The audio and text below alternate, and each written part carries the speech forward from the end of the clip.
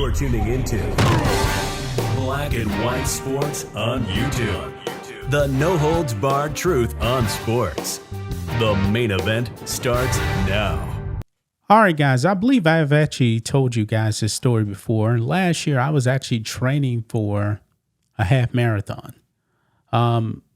It's pretty brutal, man. I didn't actually go through with actually running a half marathon, but I did do the training. And a marathon is just not for me. I'm not a natural runner whatsoever. It's a lot of pain on your joints and everything. And I was actually, just doing it in the comfort of my own home. But when you actually run in a marathon or a half marathon, you're out there in the elements. And it can be pretty humid outside. I mean, especially at this time of the year, guys. I mean, it's the springtime, but out here in Texas, it's feeling like the summer. There's a bunch of humidity. Like I believe today it's like 89 degrees, but the heat index from the humidity really makes it like 98. Yeah, pretty steamy. And a half marathon is a little over 13 miles. That is a long way to run, man. And when you actually do it, man, you have to make sure that you are hydrated, that you have enough carbs in your body to actually do it. And depending on where you're at, the hills could actually be pretty steep. They actually call that climbing. It could be a decline too.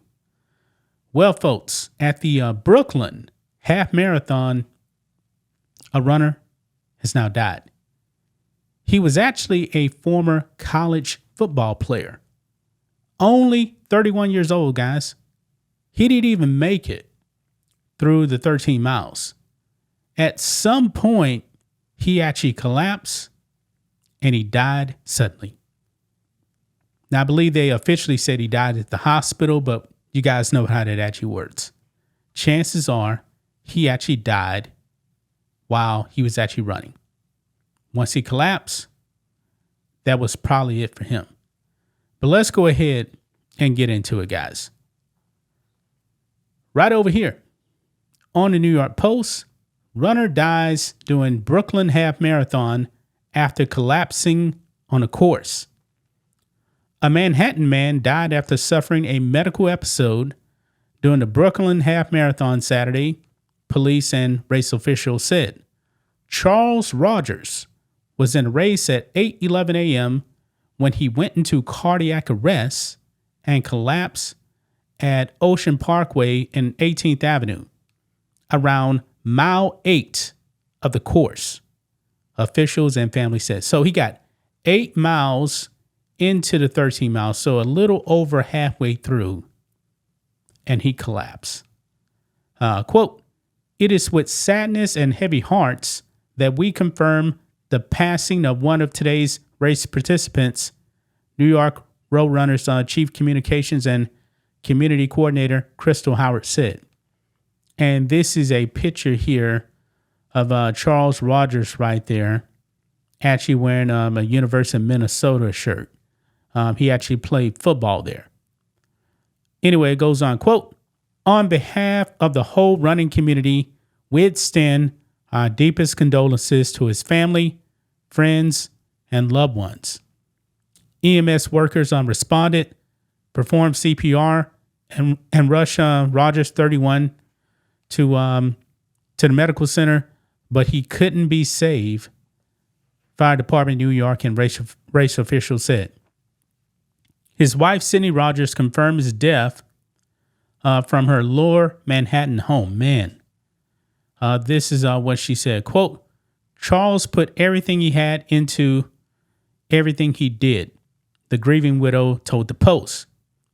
While he leaves behind a wife and family that already miss him terribly, he loved being competitive and left us being 100% himself. And this is his wife right there, man. Sad news. Rogers took a job in 2020 as a small, medium business specialist with Verizon in the city and was running a race for a charity to support young runners, according to posts on his Facebook page. Quote, Join me in supporting Team for Kids, a team of adult runners dedicated to raising funds for New York Road Runners youth and community programs, he posted on social media. Your donations will be a powerful catalyst in empowering youth and communities to develop and encourage healthy habits through running. More than 28,000 were expected to take part in the marathon, according to New York Road Runners. The race started near Brooklyn Museum, headed south on Washington Avenue, and then made its way through Prospect Park. Runners completed a loop in the park, and then exited on Ocean Parkway, which leads to the finish line on the Coney Island Boardwalk. Man, very, very sad news, man.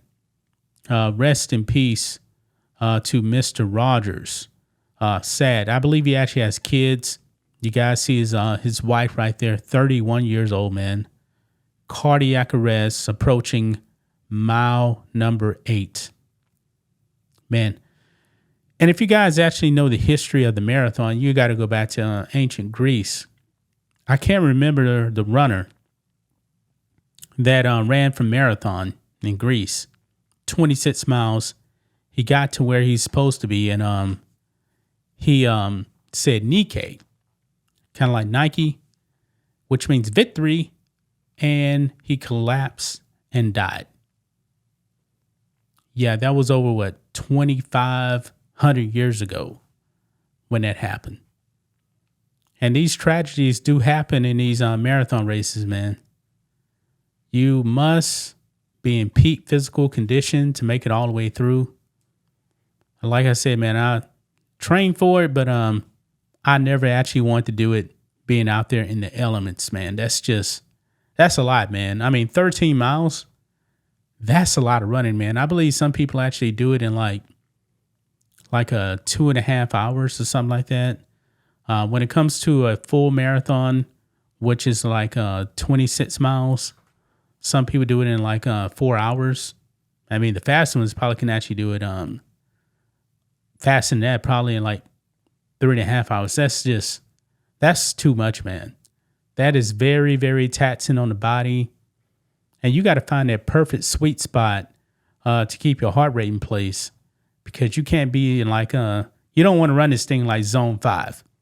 You really don't. You want to be like in zone 2 running this thing, like a medium pace. But still, I mean, rest in peace, man. This is very, very tragic, man. 31 years old, cardiac arrest. And I'm pretty sure it's probably warm out there. Probably warm. But gonna leave right there, guys. That's just my thoughts on this. What do you guys think of this? Black and white sports fans, let us know what you think about all this in the comments. Make sure to subscribe to the channel, and we'll catch you next time. Thanks for watching the show. Be sure to like, comment, and subscribe. Be sure to tune in next time on Black and White Sports.